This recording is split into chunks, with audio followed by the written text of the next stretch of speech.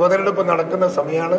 പൊതുവേ തന്നെ ഞങ്ങളൊക്കെ ഇപ്രാവശ്യത്ത് തെരഞ്ഞെടുപ്പോട് അനുബന്ധിച്ചിട്ട് ഞങ്ങളൊക്കെ സാധാരണക്കാരായ പ്രവർത്തകന്മാരുടെ പൾസ് തൊട്ട് അറിഞ്ഞവരാണ് നമ്മളൊക്കെ.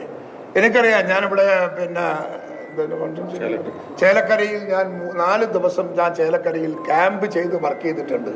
അവിടുത്തെ സാധാരണക്കാരനായ വോട്ടർമാരോട് ഞാൻ പിന്നെ ഇടപഴകിയിട്ടുണ്ട്. എല്ലാ ഇടപെടൽ രാഷ്ട്രീയത്തിന് അതീതമായി CPM-ന്റെ പ്രവർത്തകരെ കാണുമ്പോഴും അവരെ മനസ്സിൻ്റെ അകത്തും അമർഷമാണ്, പ്രതിഷേധമാണ്. ഈ ഭരണത്തിൽ ആർക്കും തൃപ്തിയില്ല. ഇടതുപക്ഷക്കാർക്ക് പോലും തൃപ്തിയില്ല. അതിൻ്റെയൊക്കെ റിഫ്ലക്ഷൻ ചേലക്കരയിൽ ഇത്തവണ റിഫ്ലക്ട് ചെയ്യും. നിങ്ങൾ നോക്കിക്കോ, 28 വർഷം കയ്യിൽ വെച്ചതാണ് ചേലക്കര ഇടതുപക്ഷം CPM. അത് ഇക്കുറി അവരെ കയ്യിൽ നിന്ന് വിട്ടുപോകാൻ പോവുകയാണ്. അവർക്ക് തന്നെ ബോധ്യമുണ്ട്. അതുകൊണ്ട് നമ്മെ സംബന്ധിച്ചിടത്തോളം നമ്മൾ ഒരു കാലത്ത് പറയുന്ന രാഷ്ട്രീയം മറ്റൊരു കാലത്ത് ശരിയാണ് എന്ന് ബോധ്യം വരുത്തുന്ന രീതിയിലാണ് ഈ പ്രഖ്യാപനങ്ങളും ഈ പ്രസ്താവനകളും ഒക്കെ വന്നുകൊണ്ടിരിക്കുന്നത്. ജയരാജന്റെയൊക്കെ പ്രവർത്തനം ഞങ്ങൾ അതിലൊന്നായിട്ടാണ് കാണുന്നത്. വിലയിരുത്തും, സ്വാഭാവികല്ലേ. കേരളത്തിലെ ജനങ്ങളല്ലേ, രാവിലെ വോട്ട് ചെയ്യാൻ പോകുന്നതിന് മുമ്പ് പത്രം ഒന്ന് കണ്ടിട്ടല്ലേ പോവുള്ളൂ. നമ്മളെ നാട്ടിലെ ജനങ്ങളൊക്കെ അങ്ങനെയല്ലേ. അപ്പൊ ഇത്ര ഈ വാർത്തകളൊക്കെ അവർക്ക് അറിയില്ലേ, അവർ കിട്ടൂലേ, അവർ ആലോചിക്കൂലേ, അവർ ചർച്ച ചെയ്യില്ലേ? സ്വാഭാവികമല്ലേ.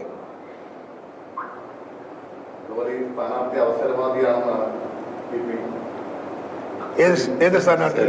സരിൻ, അത് പറഞ്ഞല്ലോ ഞാൻ. സരിൻ അവസരവാദ സ്ഥാനാർത്ഥിയാണ്. 2 ദിവസം മുമ്പ് CPM-ന്റെ മുഖ്യമന്ത്രിക്കെതിരായി അതിരൂക്ഷമായി വിമർശിച്ചിട്ട് പിന്നെ സോഷ്യൽ മീഡിയയിൽ എഴുതിയ ഒരാളെ പിടിച്ചിട്ട് സ്ഥാനാർത്ഥിയാക്കി. ചിഹ്നം കൊടുത്തൂല്ല, സ്ഥാനാർത്ഥിയാക്കുകയും ചെയ്തു. എന്നിട്ട് ഒരു മണ്ണിനും പുണ്ണിനും കൊള്ളാത്ത ആണോ പെണ്ണോ എന്ന് തിരിയാത്ത രീതിയിൽ അദ്ദേഹത്തെ മാറ്റിയെടുത്തത് എന്തിനാണ് എന്ന് എനിക്കറിയില്ല. CPM-ന്റെ ആളുകൾക്ക് അവിടെ അമർശമുണ്ട്. ഞാൻ ചോദിക്കുന്ന, പാലക്കാട് പാർട്ടി CPM-ന് വേണ്ടി രാവ് പകൽ അധ്വാനിച്ച എത്രയോ നേതാക്കന്മാരില്ലേ? എത്ര പേരുണ്ട്?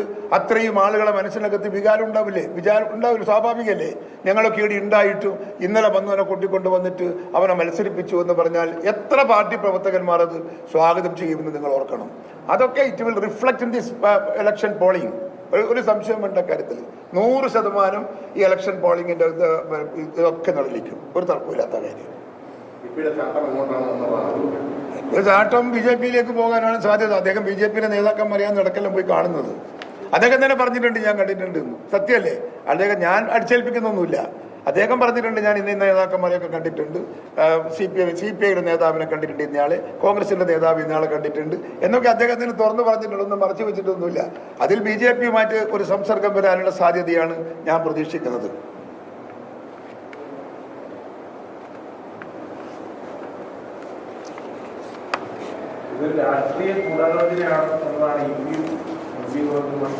ആര് നടത്തിയ രാഷ്ട്രീയ ഗൂഢാലോചന?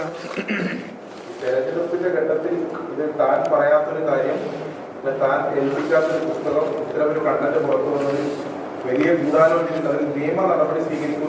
പിന്നെ നിയമ നടപടി സ്വീകരിച്ചിട്ട് ആളുകളെ അങ്ങ് വലത്തിക്കളയും.